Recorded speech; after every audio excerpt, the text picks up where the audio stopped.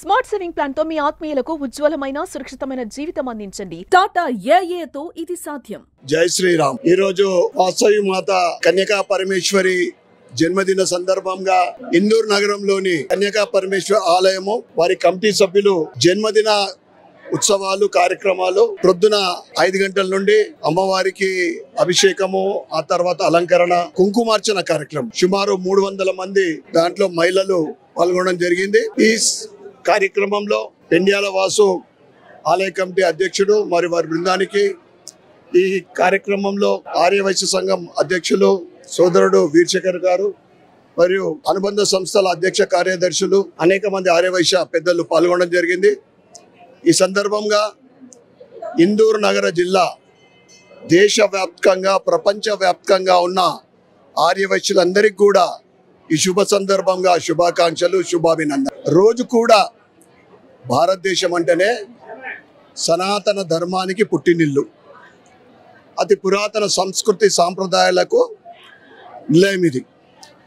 అటువంటి భారతదేశంలో పుట్టడం, దాంట్లో హిందువుగా పుట్టడం అనేది మనందరి అదృష్టం. ఇక్కడ చూస్తే ఒక పండుగ వాతావరణం. ముఖ్యంగా అయోధ్యలో 500 సంవత్సరాల తర్వాత అద్భుతమైన ఆలయ నిర్మాణం ప్రతిష్ట తర్వాత దేశవ్యాప్తంగా కూడా ఆలయాల అభివృద్ధి, కొత్త ఆలయాల నిర్మాణము, పాత ఆలయాల పునర్నిర్మాణము, పునఃప్రతిష్ఠ కార్యక్రమము మరియు మన పండుగలు, జాతరలు అంగరంగ వైభవంగా చేసుకుంటాం జరుగుతూ ఉంది.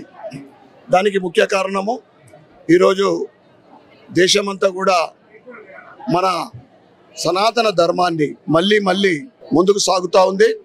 దాంట్లో మనందరూ కూడా భాగస్వాములు కావాలని నేను కోరుకుంటా ఉన్నా. ఈ భక్తితో పాటు సనాతన ధర్మానికి, హిందూ ధర్మంతో పాటు ఈరోజు ప్రజలలో ఏదైతే 10 రోజుల క్రితము పెహల్గాంలో జరిగిన దాడుల తర్వాత హిందువులలో దేశభక్తి కూడా ఇంకా పెరుగుతూ ఉంది. ముఖ్యంగా హిందూ సోదరులందరూ కూడా నేను కోరుతా ఉన్నా, పార్టీలకు అతీతంగా మన హిందువులందరం కూడా ఐక్యమత్యం కావాల్సిన అవసరం ఎంతైనా ఉంది. పెహల్గాంలో చూసినాం ఆ ఉగ్రదాడులు ఎలా జరిగినాయి. నువ్వు ఏ కులానికి చెందిన వ్యక్తి అడగలేదు, ఏ రాష్ట్రానికి నువ్వు తెలుగు అయినవా, తమిళనాడువా, మలయాళం అని అడగలేదు, నువ్వు ముస్లింవా హిందువా.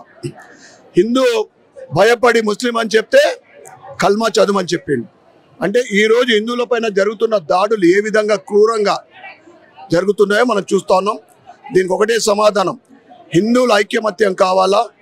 హిందుత్వం కోసం పనిచేస్తున్న ఎవరైతే ఉన్నారో వాళ్ళందరికీ మద్దతుగా ఉండాలో, మనం కూడా దాంట్లో భాగస్వాములు కావాలని కోరుతూ ఉన్నాం. ముఖ్యంగా ఈట్ కా జవాబ్ పత్తర్ సే అనే విధంగా నిన్న రాత్రి ఉగ్ర స్థావరాల పైన సింధూర్ యాక్షన్,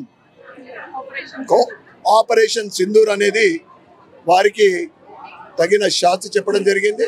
మోడీ గారి ఆశయం ఏదైతే ఉందో ఉగ్రమూలాలని కూకటి వేలతోటి పెక్కించాలని ఏదైతే ఆయన చెప్పడం జరిగింది, ఈ దాడి తర్వాత మనమందరం కూడా దేశ ప్రజలందరూ కూడా వారికి సహకరించాలని, మద్దతు ఇవ్వాలని ఈ సందర్భంగా కోరుకుంటూ మరొక్కసారి అమ్మవారి జన్మదిన సందర్భంగా ప్రతి ఆర్యవైశ్య సోదరమణులకు, చిన్నారులకు, యువకులకు, మీడియా మిత్రులకు అందరికి కూడా శుభాకాంక్షలు, శుభాభినందనలు.